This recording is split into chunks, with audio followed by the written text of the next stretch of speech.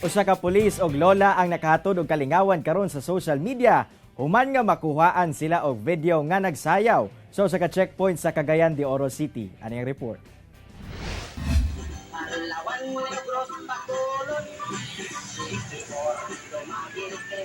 Kiay o gilabihan ang kalipay nga gibati sa usa ka lola human nga gisabayan siya og sayaw sa usa ka pulis nga gabantay sa checkpoint sa puerto sa Cagayan de Oro City. Tungod sa kalingaw og good vibes nga hatod niini, paspas nga natagad ang maong video kung asa nakakuha og positibong reaksyon gikan sa mga netizen. Ang pulis sa maong video mo si Police Corporal Joseph Segovia, 15 miyembro sa City Mobile Force Company, ilawom sa Cagayan de Oro City Police Office.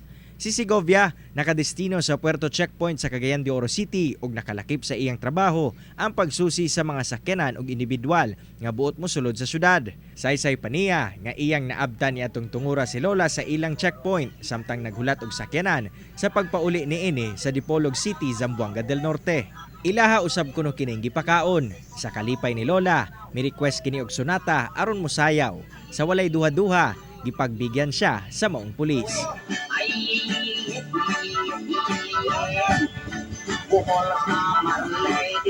Well, Jote, gapa music ni day. Na music namo. Din ga kon si Lola nga request siya nga magsayaw. Mo tong nagsayaw-sayaw mi ni Lola. May gani kay akong kunan na akong kauban nga si Patrolman Cardosa nga mo take og video. Wala madugay, milakaw na sab kuno si lola samtang gapadayon sila sa ilang pagpanarbaho. Dako ang pagpasalamat karon ni Police Corporal Segovia tungod sa mainiton nga feedback nga nadawatan gikan sa mga netizen.